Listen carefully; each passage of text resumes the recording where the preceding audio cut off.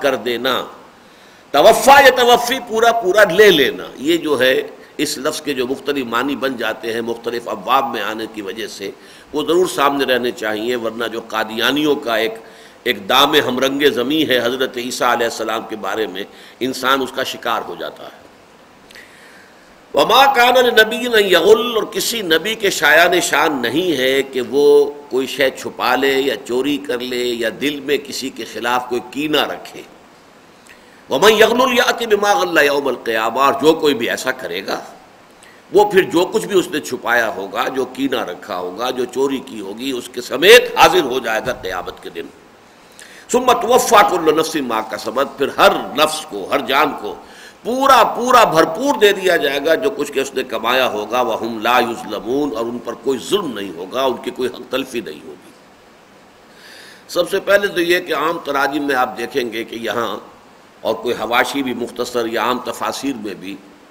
یہاں ایک واقعہ نقل کر دیا گیا ہے اور اس کے حوالے سے اس آیت کی تشریح ہوتی ہے۔ حالانکہ وہ واقعہ بھی جو بیان ہو رہا ہے وہ ترمذی شریف میں ہے، ایک واقعہ ہے کہ مال غنیمت میں سے کوئی ایک شے گم ہو گئی تھی، کوئی چادر تھی یا تلوار تھی۔ اب جب وہ کہیں نہیں ملی تو لوگوں میں سے کچھ نے کہا وہ حضور نے لے لی ہوگی۔ کہنے کا تو انداز یہ تھا کہ حضور نے رکھ لی، کوئی بات نہیں، اپنے لیے رکھ لی ہوگی، لیکن اس میں ایک طرح سے گویا کہ حضور کی نیت پر، حضور کے طرز عمل پر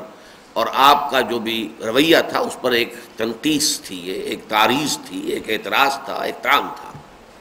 تو گویا کہ اس کی وضاحت کے لیے یہ آیت نازل ہوئی۔ اب میرے نزدیک یہ صرف اصل میں جو ہمارے مفسرین کا طریقہ یہ ہے کہ اگر کوئی واقعہ شان نزول کے سلسلے میں مل جائے تو بس اسی واقعے کو لے کر ٹانک دینا ہر جگہ پر، یہ ایک عام عادت ہے۔ حالانکہ یہ غزوہ احد کا تذکرہ ہو رہا ہے، غزوہ احد میں کسی مال غنیمت کا تذکرہ سرے سے آیا ہی نہیں۔ معاملہ جو ہے غزوہ بدر کا، وہ اگر کوئی واقعہ ایسا ہوا بھی تھا تو 1 سال قبل کا تھا، اس کا یہاں پر ذکر جو ہے وہ بے معنی ہے۔ وہ اگر ہوتا تو وہ سورہ انفال کے اندر اس کا تذکرہ ہوتا۔ اس اعتبار سے اگرچہ یہ واقعہ اکثر نے نقل کر دیا ہے، لیکن یہ میرے نزدیک بھی اور بہت سے حضرات کے نزدیک بھی یہ قابل قبول نہیں ہے، یہ تعبیر اس کی، یہ تشریح درست نہیں ہے۔ جہاں تک حضرت شیخ الہند نے تعبیر کی ہے وہ بڑی میرے دل کو لگی ہے۔ ویسے مولانا امین احسن اصلاحی صاحب کی تعبیر بھی بہت ہی وقیع ہے۔ حضرت شیخ الہند نے تعبیر کی ہے وہ یہ ہے کہ چونکہ اس سے پہلے جو آیت ہے اس میں حضور کو حکم دیا گیا ہے کہ جن جن سے کوتاہیاں صادر ہوئی ہیں اس غزوہ احد میں، اے نبی آپ انہیں معاف کر دیجیے۔ فَبِمَا رَحْمَةٍ مِّنَ اللَّهِ لِنْتَ لَهُمْ وَلَوْ كُنْتَ فَظًّا غَلِيظَ الْقَلْبِ لَانفَضُّوا مِنْ حَوْلِكَ فَاعْفُ عَنْهُمْ وَاسْتَغْفِرْ لَهُمْ وَشَاوِرْهُمْ فِي الْأَمْرِ، آپ انہیں معاف کر دیجئے اور ان کے لیے اللہ تعالیٰ سے بھی استغفار کیجئے اور ان کو اپنے مشوروں میں شریک کیجئے۔ یہ نہیں کہ انہیں آپ نظر انداز کر دیں کہ اس سے تو یہ غلطی ہو گئی تھی یا اس سے تو فلاں کام ہو گیا تھا،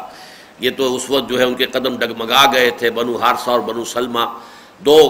گھرانے ایسے تھے کہ جب عبداللہ ابن ابی 300 آدمیوں کو لے کر واپس ہو گیا تو اس وقت وقتی طور پر ان کے قدموں میں بھی لغزش پیدا ہوئی، وہ بھی کچھ گھبرا گئے تھے، لیکن پھر اللہ تعالیٰ نے ان کے دلوں کو ثبات عطا فرما دیا، وہ جم گئے۔ یہ تذکرے ہم پڑھ چکے ہیں۔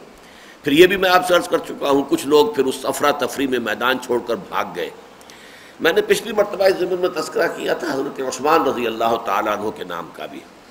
تو ہمارے ایک ساتھی اور قابل احترام ساتھی ہیں، وہ میرے پاس آئے تھے کہ میں نے آج تک کسی تفسیر میں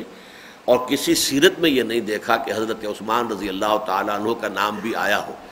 تو ان کے جذبات کی میں نے قدر کی، میں بھی چونکا، مجھے یاد تھا کہ میں نے پڑھا ہوا ہے، فوری طور پر کوئی حوالہ میرے سامنے نہیں آیا، لیکن یہ کہ میں آج کے درس کے لیے کل جب کچھ تفاسیر دیکھ رہا تھا تو مجھے قول مل گیا۔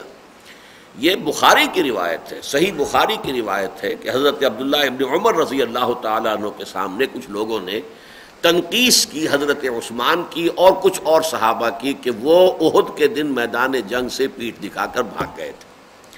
اس پر حضرت عبداللہ ابن عمر رضی اللہ تعالیٰ عنہما نے فرمایا کہ اللہ انہیں معاف کر چکا ہے، پھر تمہیں کہاں سے حق پہنچتا ہے کہ تم ان کے اوپر زبان طعن دراز کرو۔ تو یہ واقعہ جو ہے وہاں حوالہ یہ ہے معارف القرآن مفتی محمد شفیع صاحب کی جو تفسیر ہے اس کی جلد 2 میں اس آیت کے تحت آپ کو وہ واقعہ مل جائے گا۔ تو شیخ الہند کی تعبیر یہ ہے کہ حضور سے یہ کہا گیا کہ آپ معاف کر دیجئے، تو حضور نے معاف تو کر دیا، لیکن جیسا کہ عام طور پر ہوتا ہے، فرض کیجئے کہ مجھے آپ سے کوئی دکھ پہنچا ہے، ٹھیک ہے، آپ نے کہا جی مجھے معاف، میں نے معاف، کچھ نہ کچھ میرے دل پر اثر رہ جاتا ہے، کچھ اس کے اندر جو ہے کچھ لاگ لپٹ، کچھ کینہ، کچھ جو ہے وہ چیز طبیعت کے اندر باقی رہ جاتی ہے۔ تو اندیشہ یہ ہوا صحابہ کو جن سے یہ خطائیں ہو گئی تھیں، بڑی بڑی خطائیں تھیں، یہ میدان جنگ چھوڑ کر چلے جانا ظاہر بات ہے کہ یہ بھی کوئی چھوٹی معمولی غلطی تو نہیں ہے، معمولی خطا نہیں ہے، اور یا یہ کہ اور اسی طرح کے معاملات کہ کچھ لوگوں نے جو ہے جنگ سے ہی ہاتھ کھینچ لیا، اور اس میں حضرت عمر جیسے آدمی بھی ہے کہ تلوار پھینک کر بیٹھ گئے کہ اب جب حضور کا انتقال ہو گیا اب کس کے لیے ہمیں جنگ کرنی ہے، جبکہ پھر ایک صحابی نے کہا کہ اگر حضور نے اس مقصد کے لیے جان دے دی ہے تو پھر ہمیں جینے سے کیا حاصل ہے، پھر تو ہمیں بھی جان دے دینی چاہیے، تو پھر وہ اٹھے، انہوں نے بھی اپنی تلوار اٹھا لی۔ تو وقتی طور پر اس وقت جو حالات ایسے تھے، اعصاب متاثر ہوئے، طبیعتوں کے اوپر جو ہے اس کے گہرے اثرات مترتب ہوئے، تو اس کی وجہ سے کچھ کیفیات ہو گئی۔ اب ان کو معاف تو کر دیا گیا، لیکن ہو سکتا ہے ان لوگوں کے دلوں میں یہ خیال ہو کہ حضور کے دل میں تو ضرور مجھ سے کچھ نہ کچھ کدورت یا کچھ میری طرف سے میل، چلیے کدورت کا لفظ میں بھی بہت سخت ہے کہ میری طرف سے کوئی میل رہ ہی جائے گا، اس چیز کا ازالہ کیا جا رہا ہے کہ نہیں، نبی کے شایان شان یہ نہیں ہے۔ جب اس نے معاف کیا تو صاف دل سے معاف کیا ہے، اب اس کے اندر کوئی ریزیڈول ایفیکٹ نہیں ہے، تمہاری طرف سے کوئی میل اس کے دل میں اب نہیں ہے، اس کا کوئی اندیشہ نہ کرو، نبی کے شایان شان یہ نہیں ہے کہ وہ کہے کچھ اور اس کی بات کی حقیقت کچھ اور ہو۔ تو یہ معنی اس کے جو ہے یہ مجھے بہت عمدہ لگے ہیں حضرت شیخ الہند کے۔ ویسے یہ بات جو کہی ہے مولانا امین حسن اصلاحی صاحب نے بھی، وہ بھی بڑی وقیح ہے۔ انہوں نے یہ کہا ہے کہ اصل میں کچھ لوگوں نے اس طرح کی باتیں کی تھی، کی ہوں گی، کی تھی کے لیے تو کوئی ثبوت ہمارے پاس نہیں ہے، کی ہوں گی، کہ دیکھیں یہ جو محمد صلی اللہ علیہ وسلم مکے سے آئے، ہم نے انہیں پناہ دی، اب یہ اپنی حوصلہ مندیوں میں ہمیں گویا کہ بطور چارہ استعمال کر رہے ہیں، ہماری جانیں ہماری ہیں، جا رہی ہیں، لیکن یہ کہ در حقیقت یہ اپنی حکومت قائم کرنے کے لیے یا اپنا ایک اقتدار برپا کرنے کے لیے، اپنے لیے ایک فتح مندی حاصل کرنے کے لیے جو اپنی حوصلہ مندی ہے، جس کے لیے انگریزی کا بہترین لفظ ہے ایمبیشن، اپنی پرسنل ایمبیشنز کے تحت یہ ہماری جو جانیں ہیں تو ان کو جو ہے وہ بھیٹ چڑھا رہے ہیں، اس طرح کی بات، تو گویا کہ یہ بھی ایک طرح کی لوگوں کے ساتھ بدخواہی کا معاملہ، یہ بات جو ہے اس کا جواب دیا جا رہا کہ نہیں، قطعا نہیں، اس چیز کو ذہن سے نکال دو، کسی نبی کے شایان شان یہ نہیں ہے۔ لفظ غل قرآن مجید میں سورہ حشر میں آیا ہے، وَلَا تَجْعَلْ فِي قُلُوبِنَا غِلًّا لِلَّذِينَ آمَنُوا، اے اللہ ہمارے دلوں میں اہل ایمان میں سے کسی کے لیے کوئی کینہ، کوئی لپٹ، کوئی تکدر یہ نہ پیدا ہونے دے، اہل ایمان کے لیے ہمارے دل صاف رہے، ہمارے دل جو ہے آئینے کی طرح صاف رہے، ان کی طرف سے کسی کے لیے بھی کوئی کینہ نہ آئے۔ تو اس اعتبار سے یہ ایک مفہوم بھی ہے اس آیت کا، اور یہ بات بھی دل کو لگتی ہے، جو حالات ہوتے ہیں دنیا میں جس طور سے ہوتے ہیں اور جس طرح کی پھر باتیں بنتی ہیں، منافقین نے جس طریقے کے تبصرے کیے ہوں گے کہ یہ تو در حقیقت at the cost of our lives, وہ جو اپنے ایک مشن کو پورا کرنا چاہ رہے ہیں یا اپنی کوئی ایمبیشنز پورا کرنا چاہ رہے ہیں، اس میں در حقیقت وہ ہماری جانیں جو ہیں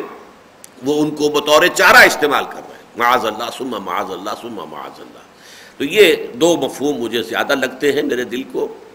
البتہ جہاں تک چوری کا معاملہ ہے، یہ اتنی گھٹیا بات جو ہے کوئی شخص کہہ ہی نہیں سکتا تھا حضور کے لیے کہ کوئی چوری آپ نے کر لی ہے، کوئی مال غنیمت میں سے کوئی چیز چھپا لی ہے، یعنی اتنا فرق ہے حضور کی ذات مبارکہ میں اور اس الزام میں کہ کوئی مناسبت بنتی نہیں ہے اس کی۔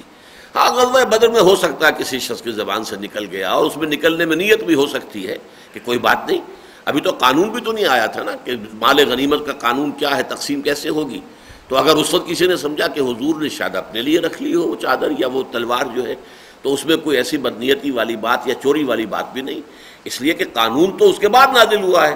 جنگ کے بعد جو ہے کہ اس کا جو مال غنیمت ہے اس کا خمس جو ہے اللہ اور اس کے رسول کے لیے یعنی بیت المال کے لیے ہے، اور باقی 4 حصے جو ہیں وہ تمام جو ہیں مجاہدین میں تقسیم ہو جائیں گے، جو پیدل ہے اس کے لیے اکیرا، اور جو سواری والا ہے گھوڑے والا یا اونٹ والا اس کے لیے دوہرا۔ تو یہ قانون بعد میں نازل ہوا، تو اس اعتبار سے اس وقت اگر یہ بات ہوتی تو یقیناً اس کے اندر جو ہے وہ اتنا فصل نہیں تھا، لیکن یہ کہ اس موقع پر اس طرح کی کسی بات کا آنا، اس کا کوئی سوال پیدا نہیں ہوتا۔ البتہ یہ 2 توجیحات ہیں، ان میں سے بلکہ مجھے جو توجیح زیادہ دل کو لگتی ہے وہ حضرت شیخ الہند کی ہے رحمۃ اللہ علیہ۔ وما کان لنبی ان یغل،